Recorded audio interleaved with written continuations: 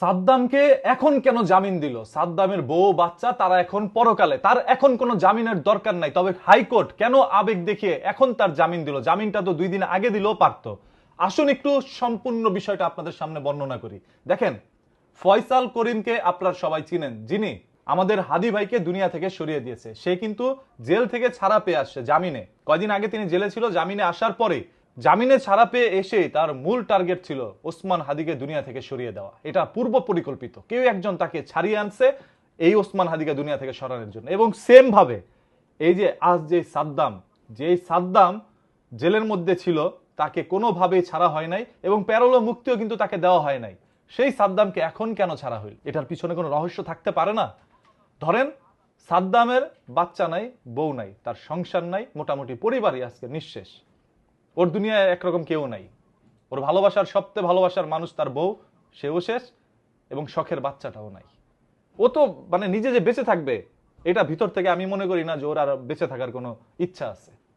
So okay কাজে লাগায়া, এই সাদ্দামকে কাজে লাগিয়ে হয়তো বা কেউ এখন অন্য কারো উপর একটা টার্গেট নিবে যে তুমি যা ওকে শেষ করে দাও, তোমাকে নিরাপদে আমি ভারতের মাটিতে বা অন্য কোনো জায়গায় আশ্রয় দিয়ে দিব, তোমাকে এত কোটি টাকা দিব, তুমি ওকে দুনিয়া থেকে সরিয়ে দাও। ওরে যদি টাকা নাও দেয়, যারা ওকে জেলের মধ্যে ভরছে বা যারা ওর বিরুদ্ধে মামলা দিছে, হয়তো বা তাদেরকে গিয়ে সাদ্দাম জীবন কেড়ে নিতে পারে, তাদের জীবন কেড়ে নিতে পারে। কারণ সাদ্দামের এলাকার মানুষজন কেউ কেউ এরকম অভিযোগও করেছে যে সাদ্দাম এমন একজন মানুষ ছিল যার ভয়ে আমরা ঘুমাইতে পারতাম না। যখন ওকে জেলের মধ্যে ভরে রাখা হয়েছে তখন মনে হলো যে আল্লাহ তাআলা আমাদেরকে একটি আশ্রয় দিছে শান্তির। সো সাদ্দাম কতটা ভয়ঙ্কর ছিল তার এলাকায়। সেই সাদ্দাম যখন জেলের মধ্যে যায়, তখন তার স্ত্রী তাকে ছাড়ানোর অনেক চেষ্টা করে, তবে ছাড়াতে পারে নাই। এক পর্যায়ে যখন তার স্ত্রী তার 9 মাসের ছোট্ট বাচ্চাটাকে দুনিয়া থেকে সরায় এবং নিজেও দুনিয়া থেকে সরে যায়, তখন পুরো বাংলাদেশের মধ্যে আবেগ সৃষ্টি হয়। বাংলাদেশের সুশীল সমাজ থেকে শুরু করে সবাই আবেগ দেখায়, কারণ জিনিসটা আসলে অনেকটা মানবিক ভাই। জিনিসটা আসলে আমাদের মানবতায় আঘাত করে, মর্মান্তিক একটি ঘটনা, সেটা সত্য। তবে আপনারা সাদ্দামের প্রতি আবেগ দেখাইছেন।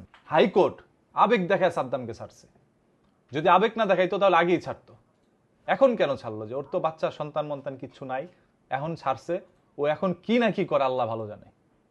কে তার টার্গেট হয় দেখেন। মানে কিছু গরিবের কথা ভাসি হইলেও সত্য হয়তো কিছু কথা মিলে যায়, মিলাই নিয়ে। আমার কাছে জিনিসটা মনে হচ্ছে পরিকল্পিত কিছু হইতে পারে। এখন আপনারা অনেক গণ্যমান্য লোক আছেন, আপনাদের কাছে কি মনে হয়? দেখেন, যেই লোকের ফ্যামিলি নাই, যে লোকের বাঁচার আর কোনো ইচ্ছা নাই, ওর তো হারানোর কিছু নাই, ও আর কি হারাবে, সেই লোকটাকে এখন ছাড়া হয়েছে। ধরেন ওসমান হাদির মতো করে আজ যদি এই সাদ্দামের হাতে অন্য কারো জীবন যায়, এটার জন্য দায়ী কে থাকবে? কোর্ট, হাইকোর্ট দায়ী থাকবে এটার জন্য? যেই কোনো কিছু ঘটানোর আগে একটু মাথাটা খাটাবেন। আমি যে ছবিটা দেখেছিলাম যে সাদ্দামের স্ত্রী স্বর্ণালী আপু, সে যেভাবে ঝুলেছিল, তার পা দুইটা কিন্তু খাটের সাথেই ছিল লাগানো। আমার মনে হয় না সে নিজের ইচ্ছায় দুনিয়া থেকে সরে গেছে। তবে আমি ধরে নিচ্ছি, যেহেতু এটা এখন পর্যন্ত প্রমাণ হয় নাই, আইন শৃঙ্খলা বাহিনী প্রমাণ করার চেষ্টা করছে, তদন্ত করছে, সেহেতু আমি ধরেই নিয়ে সে দুনিয়া থেকে ইচ্ছাকৃতভাবে চলে গেছে। তবে ইচ্ছাকৃতভাবে আমার কাছে মনে হয় নাও তো যাইতে পারতো, তাকে দুনিয়া থেকে সরানো হয়েছে পরিকল্পিতভাবে এরকম কোনো ঘটনা ঘটানোর জন্য। এরকমও তো হইতে পারে। প্রত্যেকটি বিষয়ে কিন্তু রহস্য থাকে, প্রত্যেকটি জিনিসের পিছনে রাজনীতি থাকে। এইটার পিছনে কি রাজনীতি আছে সেটা বেরোয় আসবে, আরো একে একে বেরোয় আসবে। তাই সাদ্দাম ছাড়া পাইছে, সাদ্দামের উপরে কেউ ভাই ঝাঁপিয়ে পড়েন না। ওর মতো থাকুক, ওকে ওর মতো বাঁচতে দেন। আবারও হয়তো বা জেলের মধ্যে তাকে ভরা হইতে পারে, জামিনে ছাড়া পাইছে। সো ভালো হইয়া যাক, শুধরে যাক, এটাই চাই। আর তার পরিকল্পনায় যেন কারো জীবন না যায়। জীবন গেলে এটার জন্য আইন শৃঙ্খলা বাহিনী খেসারত দিতে হবে চরম, যদি ওর মাধ্যমে কারো জীবন যায়।